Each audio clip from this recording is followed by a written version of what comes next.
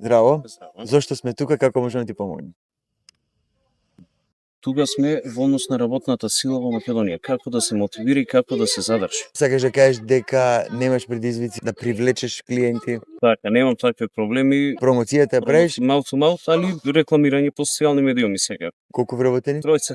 Ти плюс двајца или Јас плюс двајца, кои се производите што ги нудите? пансион за миленици, решетки за миленици и сега наскоро партнерски 5 такси. Каде го правиш најголемиот прилив на средства, од кој канал? Од прошетките дефинитивно. Прошетките се преку цела година? Преку цела година со месечни пакети најчесто. 80% се месечни пакети. Ги одбиваш луѓе? Не одбивам луѓе, се трудам и јас максимално што можам повеќе да работам. Мислам се работи повеќе од 8 часа, 10 некој 12 така. Ти во моментов имаш капацитет и можност и финанси за да вработиш уште еден човек. Имам, да. Само не можеш да го најдеш.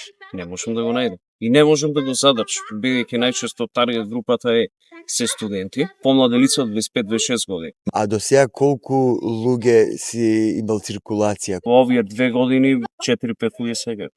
Зашто си одат највеќе? Факултет и неамбициозност. Добро, совет кој што можам да ти го дадам, кој што би влијаел многу околу решавање на твојата ситуација е Јасно. ти си имаш Макдоналдс концепт Точно, тука, точно. каде што они се свесни дека кај нив работат студенти, работат една сезона, 2 сезони и си одат. Значи што е многу важно ти тука да направиш добар внатрешен систем, кој што е на првично онбординг, како ги едуцираш самите нови луѓе. Тука имаш нели проблемот два аспекти. Едниот ти е како ти дека овој брзо ќе си отиде, а вториот ти е кредибилитетот кон и приврзаноста на клиентите. Овој аспект на приврзаноста можеш да не увериш со дека ти постоиш некаков систем на работа кој што без разлика кој да дојде го почитува Скопје по системот на работа. Так. Напри некаков како концепт, да кажеме, кој што ќе ти биде на хартија ставен и така нато.